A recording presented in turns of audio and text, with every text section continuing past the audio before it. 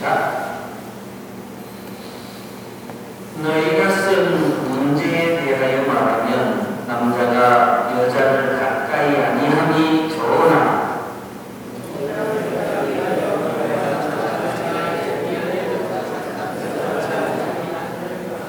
남들은 그 아내에 대한 의무를 다하고 아내도 그 남편에게 그렇게 할지라.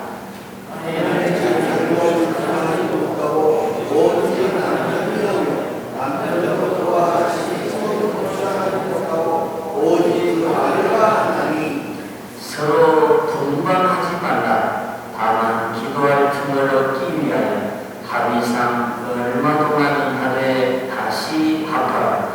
이는 너희가 절제 못함으로 말미암아 사탄이 너희를 시험하지 못하게 하려 함이라.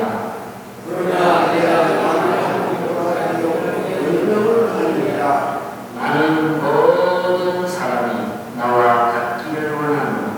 그러나 각각 하나님께 받은 자기의 은사가 있으니 이 사람은 이러하고 저 사람은 저러하니라.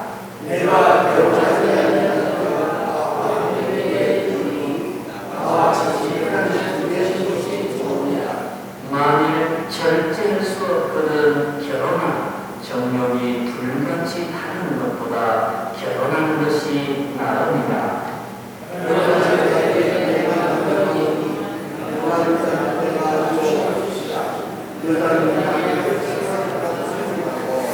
만일 달랐었으면 그대로 지내든지 다시 그 남편과 화하든지 남편도 아내를 버리지 말라.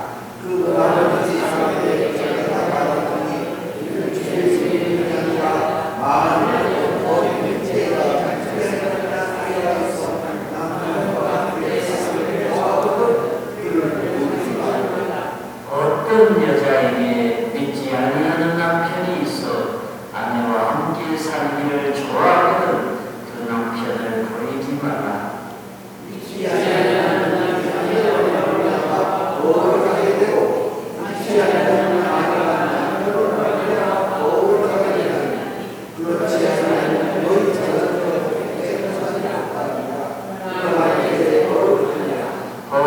믿지 아니하는 자가 갈리거든 갈리게 하라. 형제나 자매나 이런 일에 구애될 것이 없느니라. 그러나 하나님은 화평 중에서 너희를 부르셨느니라. 아들의 자여 내가 남편을 구하는지 어찌할 수 있으며 남편의 자여 내가 내 아들을 구하는지 어찌할 수 있으며. 아멘. 기도하시겠습니다. 하나님 아버지 감사합니다. 오늘도 우리에게 건강을 주시고 또 하나님 말씀을 은혜를 주셔서 모두 하나님 앞에 나와서 이 시간 은혜 받을 수 있게 은혜 주시기에 감사드립니다. 이제 우리는 사람의 생각과 사람의 지식을 다 버리고 하나님 주시는 하나님의 말씀을 온전히 받아들이고 그 말씀대로 실천해가는 우리 하나님께 모든 성도들로 축하하여 주옵소서. 그렇게 주시고 예수 그리스도의 이름으로 기도하옵나이다. 아멘. 고린도를 헬라어로 고린디아조라고 하는데 고린디아조. 그들은 헬라어로 그 뜻이 무슨 뜻이냐면 매춘행이라는 뜻이 들어 있습니다. 고린도에는 아프로디테 여신상이 있습니다. 아프로디테 여신에게 제사할 때 1000명의 매춘부가 나와서 모든 남자들에게 성행위를 하는 그런 옳지 못한 풍속이 있습니다. 그래서 고린도의 사회는 아주 성적으로 훌륭한 것이고 그것이 바로 고린도 교회에 많은 영향을 끼치게 됐습니다. 그래서 오늘 두 가지를 나누어서 말씀을 드리겠습니다. 하나는 결혼에 대하여, 하나는 이혼에 대하여 두 가지로 말씀을 드리겠습니다. 1절에서 2절까지 말씀을 보겠습니다. 내가 쓴 문제에 대하여 말하면 남자가 여자를 가까이 아니하니 좋으나 음행을 피하기 위하여 남자마다 자기 아내를 두고 여자마다 자기 남편을 두라고 말씀하고 있습니다. 우리도 교회 교인들이 많은 의문이 생겼습니다. 고린도 교회는 당시 사회에 만연된 그 가는 문제로 고심을 하고 있었습니다. 이는 교회 안에 음행의 침투에 들어와서 교회의 거룩함과 신성을 파괴하는 더럽히는 그런 일이 생겼습니다. 그래서 바울은 이 문제에 대하여 대안을 바로 제시했는데 그것이 결혼 문제를 제시했습니다. 남자마다 자기 아내를 두고 여자마다 자기 남편을 두는 가정은 그런 음행 문제는 해결될 수 있다는 것입니다. 음행에 대한 바로 결혼이라고 했습니다. 바울은 고린도 교회 교인들에게 음행을 피할 수 있는 방법은 바로 뭐냐? 결혼하는 여자는 남자에게, 남자는 여자에게.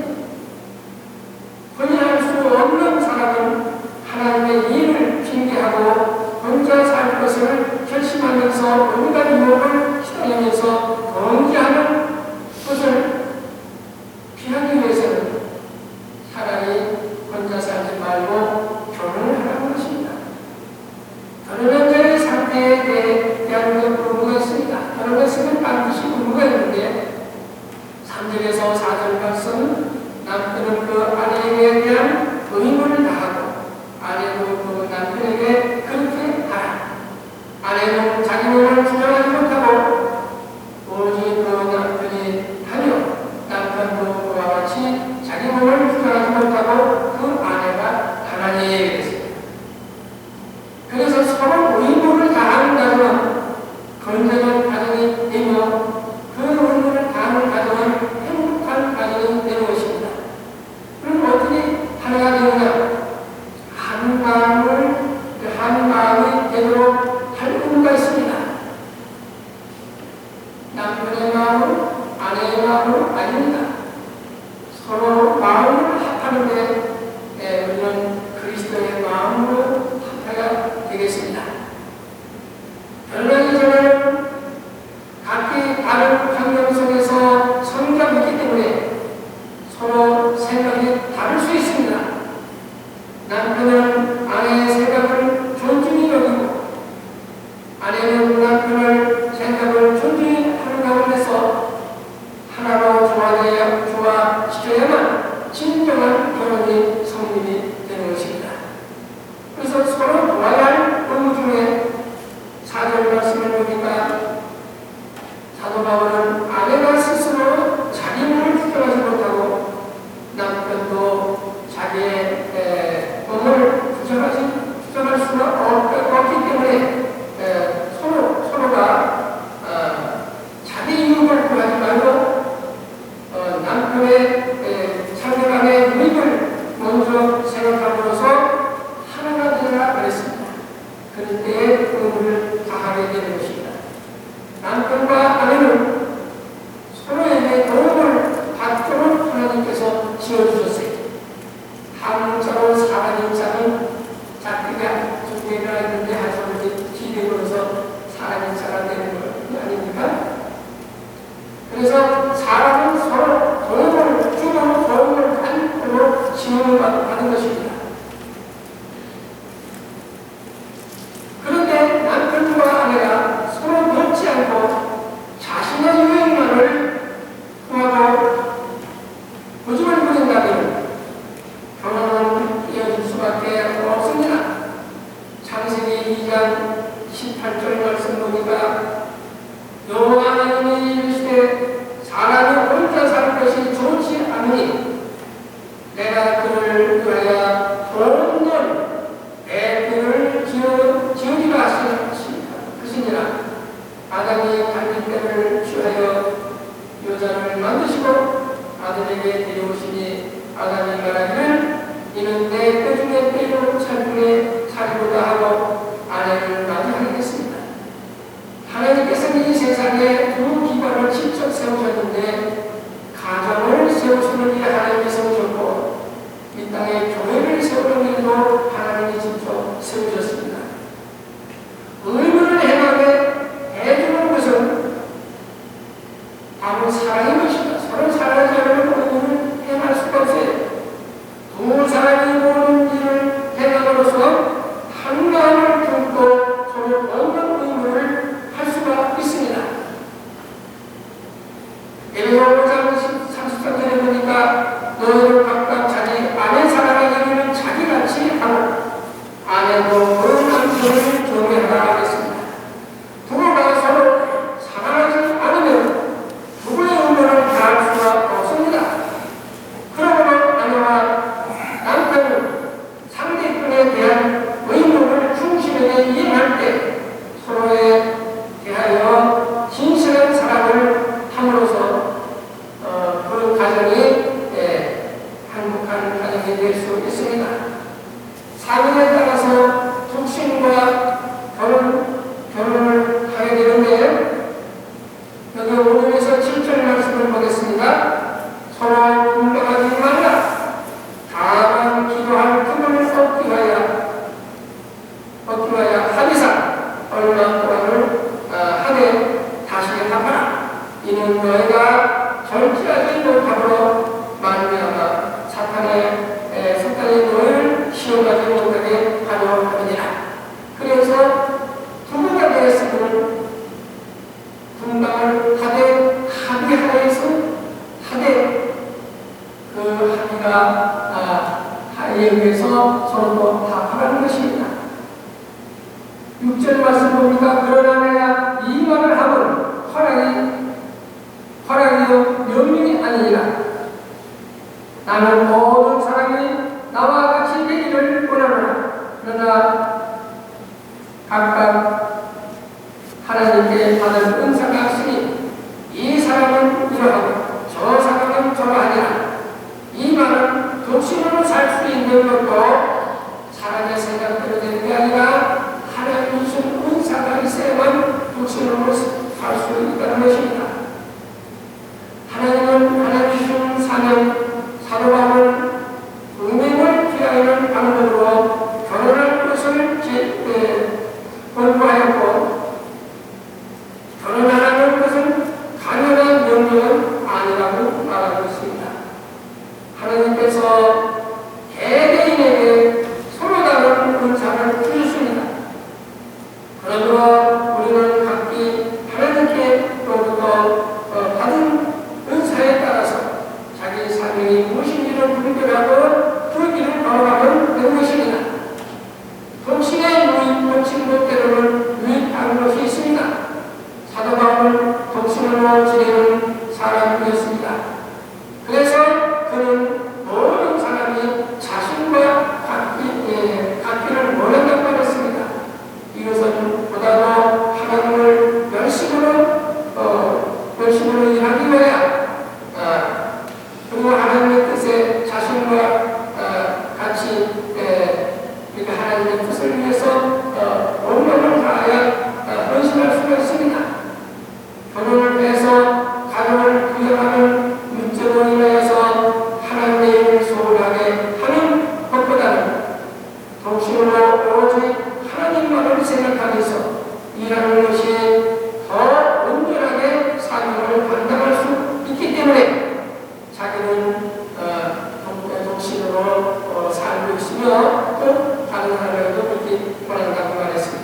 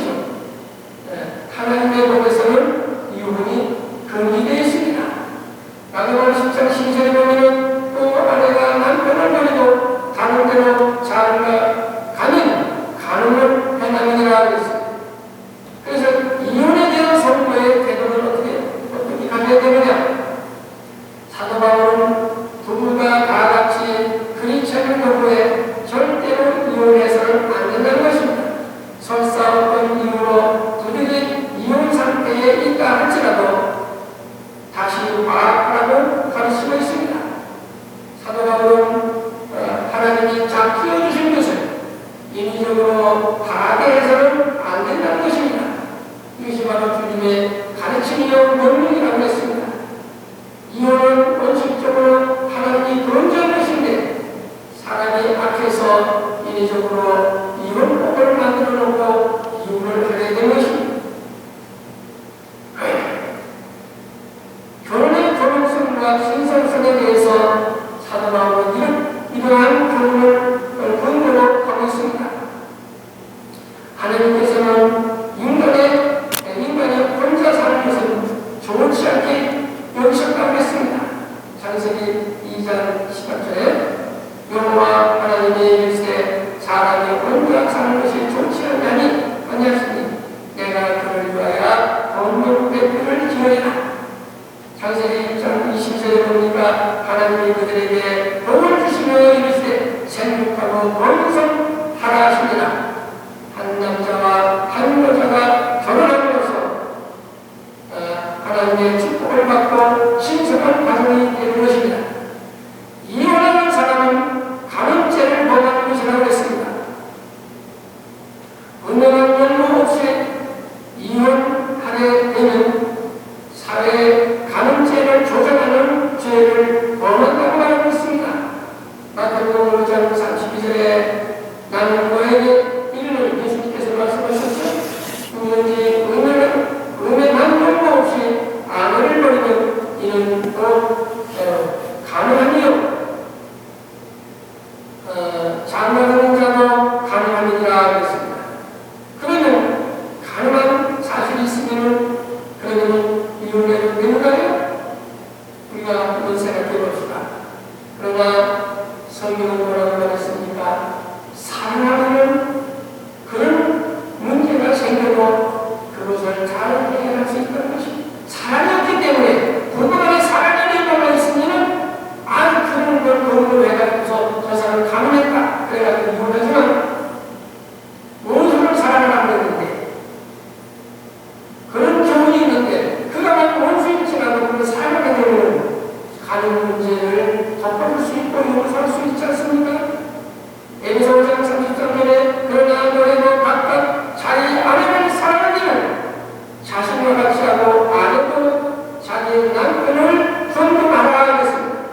그런 관계에 있으면 혹시 어느 한 분이 실수를 했다 하더라도 그것을 다 덮어줄 수 있고 용서할 수 있기 때문에 그 이찬 가정에서는 절대로 이혼이 될 수가 없습니다. 그러나 불신자의 삶에서는 그것이 은혜가 경우가 있을 때에는 이혼 사유가 된다고 볼 수가 있습니다.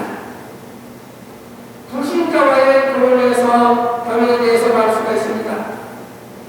12절에서 14절까지 보겠습니다.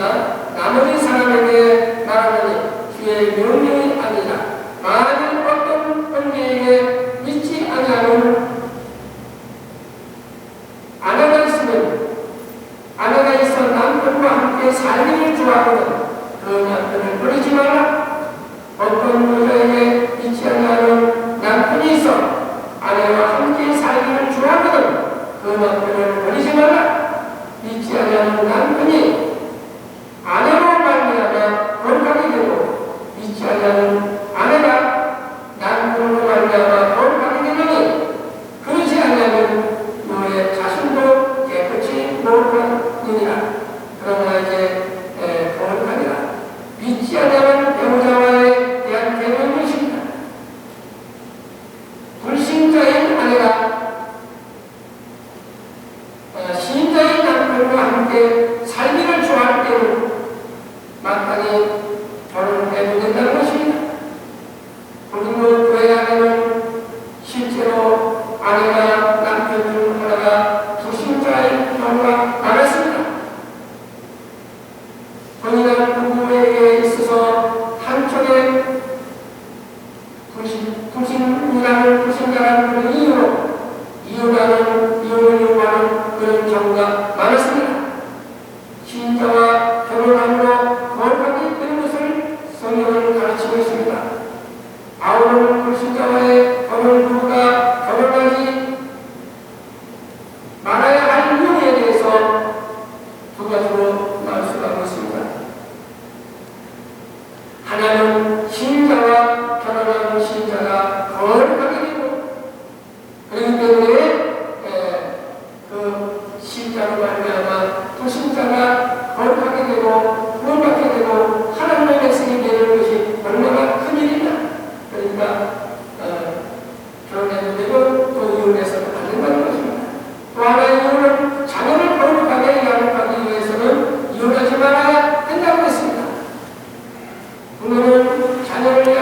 함께 자녀를 영원한 생명으로 양육해야 하는 것입니다. 육적으로는 양육하는 것이 아니라 도덕적으로 양육해야 하고 영적으로 양육해서 이혼하지. 그렇기 때문에 부부 간의 이혼을 해서는 안 된다고 가르치고 있습니다.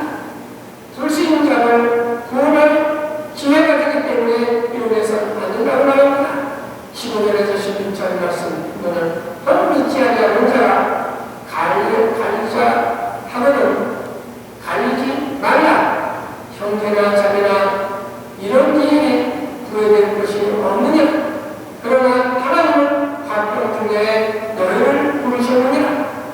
아내된 자여 네가 남편을 구원할지 알 수 있으리요.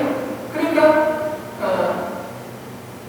한편의 불신자일지라도 한편의 신자일 경우에는 그 남편을 구원하는 사명이 있기 때문에 평생을 두고서 내가 이 남자를 결혼하는 것은 이 남자를 구원시키기 위해서 내가 이 남자와 이 여자와 내가 결혼하게 됐다. 그게 사명감을 느끼고 열심히 그를 그리스도의 인도하게 되면 그 영혼은 구원받게 되는 것입니다. 그래서 불신자와 이혼할 수 없는 그런 이유에 대해서 말씀하고 있습니다. 마태복음 19장 6절에 그런즉 이제 둘이 아니요 한 몸이니 그러므로 하나님이 짝지어 주신 것을 사람이 나누지 못할지니라. 고린도서 10장 10절에도 결혼한 자에게 내가 명하노니 명하는 자는 내가 아니요 주시니라. 여자는 남편에게 갈리지 말고 만일 갈라 섰으면 그대로 지내는 것이 지내든지 다시 남편과 화합하든지 하노라. 남편도 아내를 버리지 말라고 이렇게 가르치고 있습니다. 그래서 구원의 기회가 되기 때문에 한편의 불신자일지